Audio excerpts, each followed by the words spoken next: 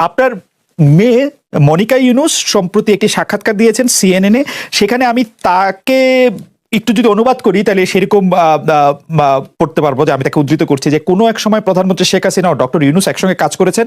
আমি আশা করি সেই সময়টা আবার ফিরে আসুক, শুধু গ্রামীণ কিংবা সংশ্লিষ্ট সব প্রতিষ্ঠানগুলোর ভালোর জন্যই নয়। যদি তারা আবারও একসঙ্গে কাজ করেন তাহলে সেটা চমৎকার হবে।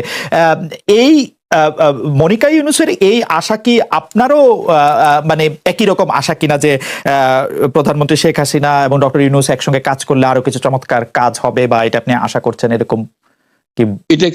এটা কি এখন আমার জন্য করা যাচ্ছে না যে আমি নারাজ, যে করতে চাই না?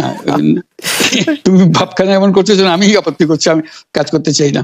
আমাকে যে বললাম জোর বদমাইশ করে রেখেছে, সেখানে কাজ করার তো কথাই উঠছে না। আমার নাম উঠলেই ওনার রাগ উঠে যায়। আমাকে সুৎখোর না বললে ওনার মন তৃপ্ত হয় না। আমাকে চুবিয়ে না ডুবালে, পদ্মা নদীতে আমাকে চুবিয়ে না ডুবালে ওনার মনে শান্তি আসে না। ঠিক আছে, আমি কি করে বলবো? ওনাকে বলতে তো হবে, ওনাকে যদি কিছু বলতে হয়।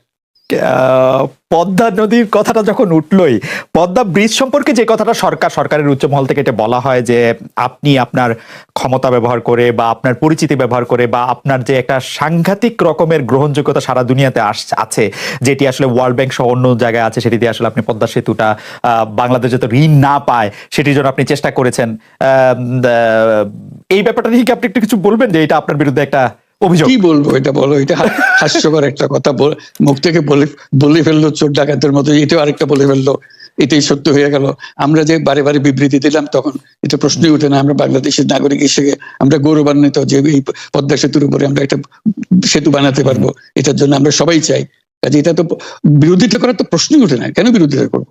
দেশে যে একটা বড় রকমের ঘটনা ঘটতে যাচ্ছে সেটা তো আমরা সবাই সমর্থন করেছি। বলেই চললেন।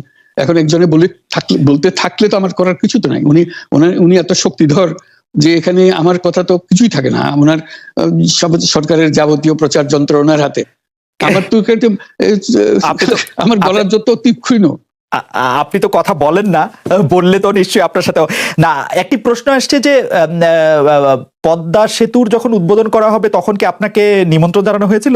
মানে রাষ্ট্রের পক্ষ থেকে এরকম বলা হয়েছিল যে আপনাকেও নিমন্ত্রণ জানানো হবে, বা আপনি মনে আছে কিনা? মনে পড়ে না এরকম করছে। আচ্ছা, আমি একটু যে বিষয়টি নিয়ে আপনি আসলে শুরু করেছিলেন যে আপনার প্রতিষ্ঠান জবরদখল করা নিয়ে, সেই জায়গাটার মধ্যে একটু আসি। আমাদের যে আন্ডারস্ট্যান্ডিং, সেই আন্ডারস্ট্যান্ডিংটা হচ্ছে এরকম: আপনার হাত দিয়ে যখন গ্রামীণ টেলিকমের প্রতিষ্ঠা হয় তখন এর আয় থেকে আপনি গ্রামীণ ব্যাংকের সদস্যদের জন্য ব্যয় করার কথা বলেছিলেন বা ভেবেছিলেন। আপনি গ্রামীণ ব্যাংক থেকে চলে আসার সময় বা ওই আগে পরে আমরা দেখেছি যে সে আর্টিকেল অফ অ্যাসোসিয়েশনটা আসলে ওই একই রকম নাই, বদলানো হয়েছে। তো গ্রামীণ ব্যাংকের বা গ্রামীণ টেলিকমের এই বেনিফিশিয়ারি থেকে গ্রামীণ ব্যাংকের সদস্যদের আসলে বাদ কেন দেওয়া হয়েছে? মানে এইটার পিছনে কারণ কি? এখন গ্রামীণ টেলিকমের যে লভ্যাংশ তা কোন খাতে আসলে ব্যয় করা হয়, বা মানে যে আয়টা মুনাফা সেটি আসলে কিভাবে ব্যয় করা হয়? গ্রামীণ টেলিকম একটা স্বতন্ত্র প্রতিষ্ঠান। এটা কোম্পানিজ আইনের সেকশন 28 দ্বারা সৃষ্ট।